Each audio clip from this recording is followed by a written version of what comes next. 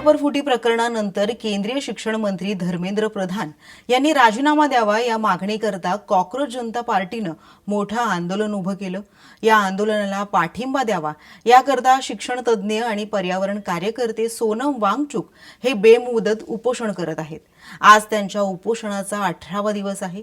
यामुळे त्यांची प्रकृती बिघडली असून जवळपास 8.5 किलो वजन कमी झाल्याची माहिती देखील समोर आली आहे।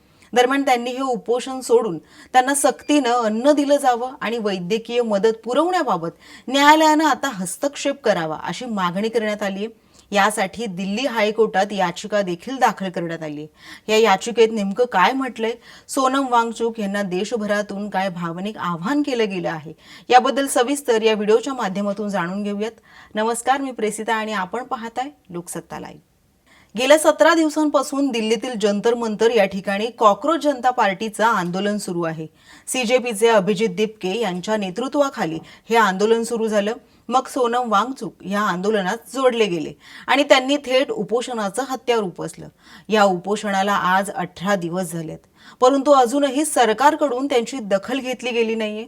त्यामुळे वांगचुक यांची खालावलेली तब्येत पाहता कार्यकर्ते आणि वकील राकेश कुमार सैनी यांनी दिल्ली उच्च न्यायालयात याचिका दाखल केली आहे।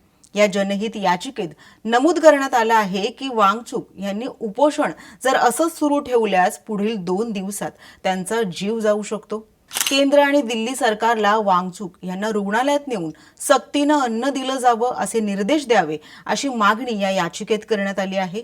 वांगचुक यांची प्रकृती खालावत चालली आहे आणि जर त्यांचा मृत्यू झाला तर ती देशासाठी आणि जगासाठी अत्यंत लाजिरवाणी गोष्ट ठरेल।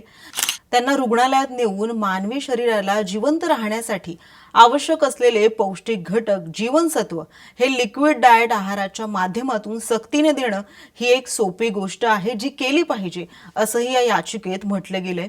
त्याचबरोबर या याचिकेतून सरकारवर टीका देखील करण्यात आली आहे।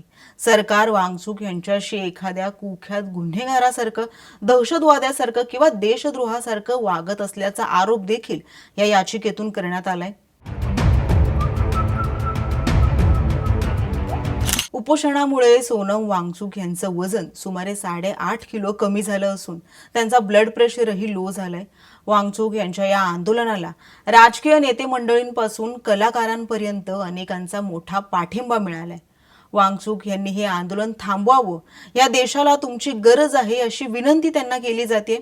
मला फुंगसुक वांगडूला मरू द्यायचं नाही अशी भावनिक पोस्ट अभिनेता ओमी वैद्यनं केली आहे। एकीकडे जिथे वांगचुक यांच्या व्यक्तिमत्वाचं महत्त्व जिथे सामान्य लोकांना कळतंय, तिथे सरकारला मात्र इतकं निष्ठुर का वागावं लागतंय असा प्रश्न आता उपस्थित होतोय। त्यामुळे आता न्यायालयाच्या या हस्तक्षेपानंतरच सरकारला जाग येणार का हे पाहणं महत्त्वाचं ठरेल। या आंदोलनासंदर्भातील अधिक अपडेट्स आम्ही तुमच्यापर्यंत पोहोचवू।